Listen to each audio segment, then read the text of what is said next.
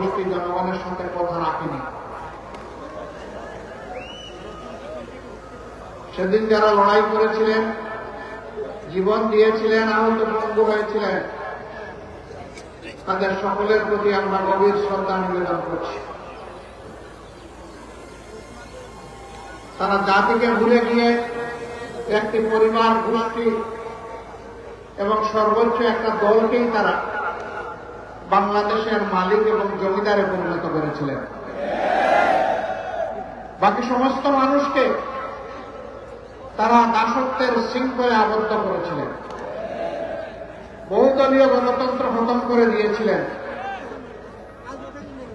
মিডিয়ার স্বাধীনতা কেড়ে নিয়েছিলেন, মানুষের বাঁচার অধিকার তারা কেড়ে নিয়েছিলেন, ভোটের অধিকারও তারা কেড়ে নিয়েছিলেন। এক কথায় নগর জীবনে,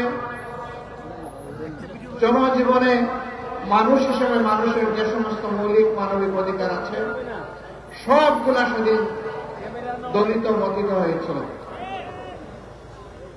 আমাদের পুলিশ ছিল, সেনাবাহিনী ছিল, আধা সামরিক বাহিনী ছিল, সাহায্যকারী আনসার ছিল, কিন্তু দল, গোষ্ঠী, পরিবারকে রক্ষা করার জন্য সেদিন একটি জল্লাদ বাহিনী গঠন করা হয়েছিল, যার নাম ছিল রক্ষী বাহিনী। এই জল্লাদ বাহিনীর হাতে মানুষের জীবন, সম্পদ এবং ইজ্জতকে অবলীলায় তুলে দেওয়া হয়েছিল।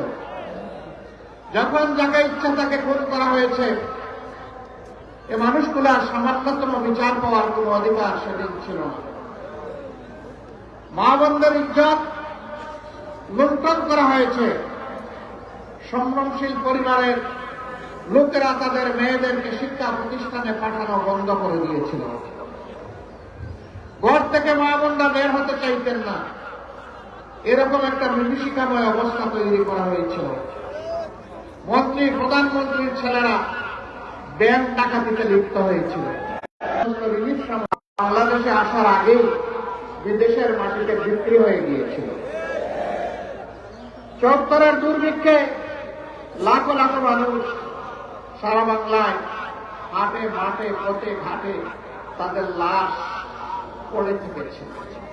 এই লাশ দাফন করার মতো কোন ব্যবস্থা সেদিন ভালোভাবে ছিল। সেদিন আঞ্জুমানে মফিজুল ইসলাম ঢাকার লাশগুলা দাফনের ব্যবস্থা করেছিল, কিন্তু সারা বাংলার চিত্র ছিল সম্পূর্ণ ভিন্ন। তারা সোনার বাংলা গড়ার ওয়াদা করে বাংলাকে শ্মশান বাংলায় পরিণত করেছিল। মাত্র এর উত্তর আওয়ামী লীগকেই বুঝতে হবে, জাতিকে নয়।